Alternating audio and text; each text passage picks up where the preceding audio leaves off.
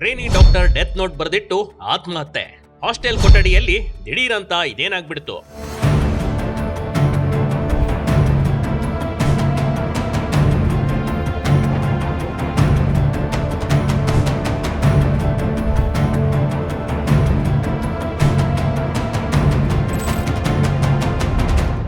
ಮಾನಸಿಕ ಕಾಯಿಲೆಯಿಂದ ಬಳಲುತ್ತಿದ್ದ ಟ್ರೈನಿ ಡಾಕ್ಟರ್ ಆತ್ಮಹತ್ಯೆ ಮಾಡಿಕೊಂಡಿರುವ ಘಟನೆ ಶಿವಮೊಗ್ಗದ ಸರ್ಕಾರಿ ಮೆಡಿಕಲ್ ಕಾಲೇಜ್ ಹಾಸ್ಟೆಲ್ ಕೊಠಡಿಯಲ್ಲಿ ನಡೆದಿದೆ ಕಣ್ರಿ.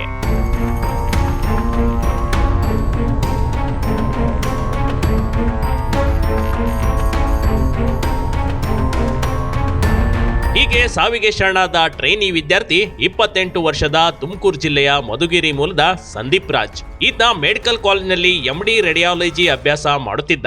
ಆದರೆ ದಿಢೀರಂತ ಈ ರೀತಿಯ ಆತ್ಮಹತ್ಯೆ ನಿರ್ಧಾರ ಸಂದೀಪ್ ಸ್ನೇಹಿತರಲ್ಲಿ ಆಕಾಶವೇ ಕಳಚಿ ಬಿದ್ದಂತಾಗಿದೆ.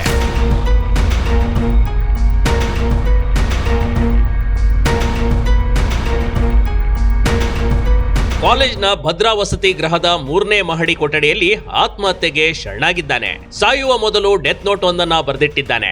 ಆದ್ರೆ ಡೆತ್ ನೋಟ್ ನಲ್ಲಿ ಏನಿತ್ತು ಅಂತ ಇನ್ನಷ್ಟು ತಿಳಿದು ಬರಬೇಕಾಗಿದೆ. ಇನ್ನು ಆತನ ಸ್ನೇಹಿತರು ಹೇಳುವ ಪ್ರಕಾರ ಸಂದೀಪ್ ರಾಜ್ ಪ್ರತಿಭಾನ್ವಿತ ವಿದ್ಯಾರ್ಥಿಯಾಗಿದ್ದ. ಮಾನಸಿಕ ಸಮಸ್ಯೆಯಿಂದ ಬಳಲುತ್ತಿದ್ದ. ಹೀಗಾಗಿಯೇ ಚಿಕಿತ್ಸೆ ಕೂಡ ಪಡೆದುಕೊಳ್ಳುತ್ತಿದ್ದ ಎನ್ನಲಾಗ್ತಾ ಇದೆ.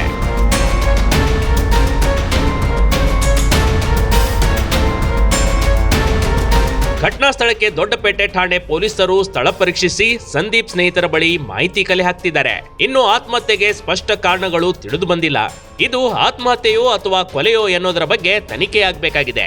ಯಾಕಂದ್ರೆ ಸಂದೀಪ್ ಸಾಮಾನ್ಯ ವಿದ್ಯಾರ್ಥಿ ಆಗಿರ್ಲಿಲ್ಲ ಕಣ್ರಿ. ಕಾಲೇಜಿನ ಟಾಪ್ ವಿದ್ಯಾರ್ಥಿ ದಿಢೀರಂತ ಆತ್ಮಹತ್ಯೆಗೆ ಶರಣಾಗಿರುವುದು ಅನುಮಾನಕ್ಕೂ ಕಾರಣ ಮಾಡಿಕೊಟ್ಟಿದೆ. Big TV Karnataka, Shivamogga.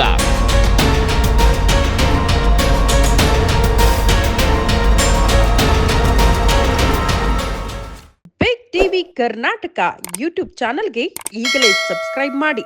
ಧನ್ಯವಾದಗಳು.